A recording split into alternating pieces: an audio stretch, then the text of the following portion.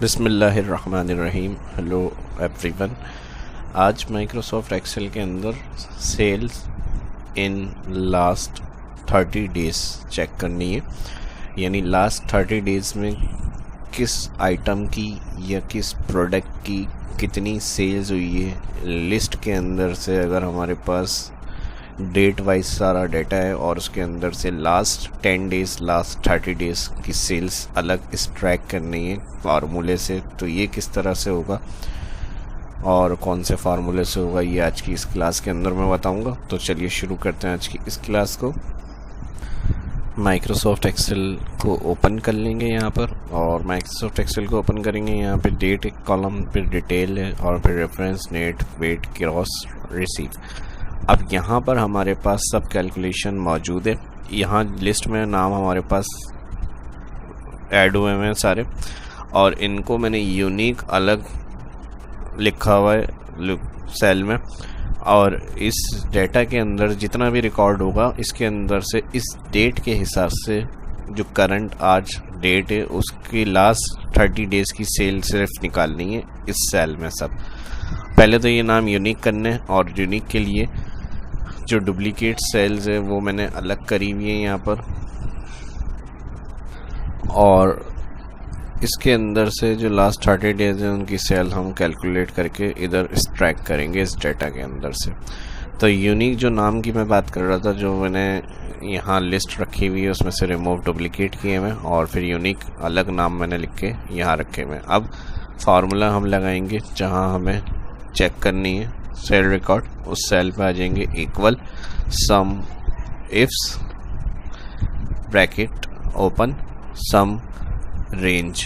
सम range में सबसे पहले जो ऑल अमाउंट आ रहा है इसको सिलेक्ट करेंगे और वन टाइम F4 कर देंगे एब्सोल्यूट, फिर कॉमा क्राइटेरिया रेंज।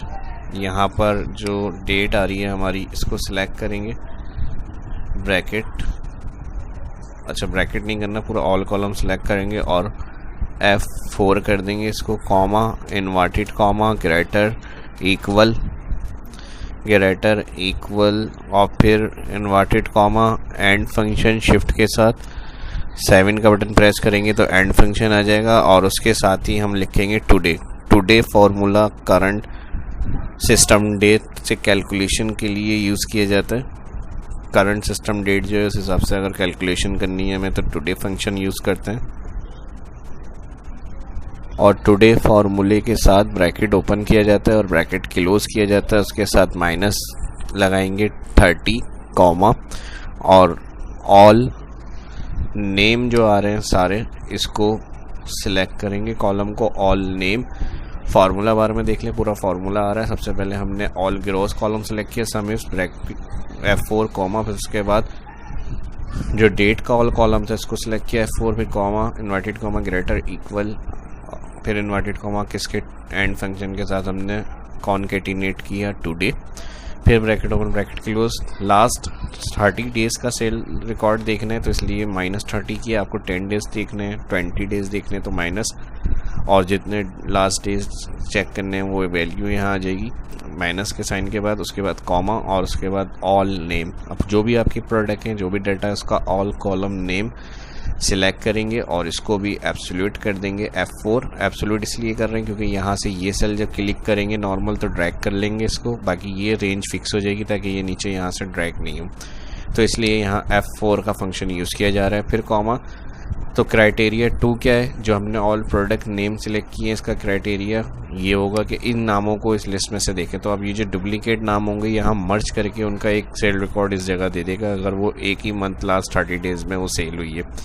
तो यहाँ पर I4 आई कॉलम और 4 सेल, इसका सेल एड्रेस रेंज आ गई। इसको कुछ नहीं करेंगे, सिर्फ ब्रैकेट क्लोज करना है और इंटर करके अब ये चेक करना है कि अमाउंट हमारा सही आ रहा है या नहीं। इंटर करके इसको चेक करते हैं, 940 ये अमाउंट दे रहा है हमें। अच्छा जी, डेक्स यहाँ पर आ रही है 940, बिल्कुल सही है। उसके बाद सेकंड डेक्स यहाँ रिपीट हो रही है और इसकी डेट क्या है 23 जून।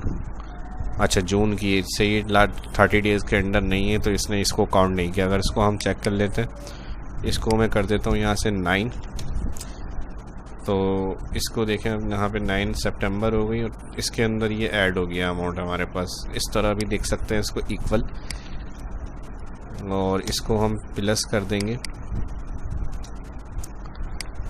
दोनों की जो वैल्यू आ रही है वही सेम अमाउंट आ गया हमारे पास जो हमने सम इफ फार्मूले से लगाया है 1292, और ये भी देखें वही आ रहा है अमाउंट हमारा। सेल के लास्ट में आ जाएंगे, ट्रैक करके देख लेते हैं।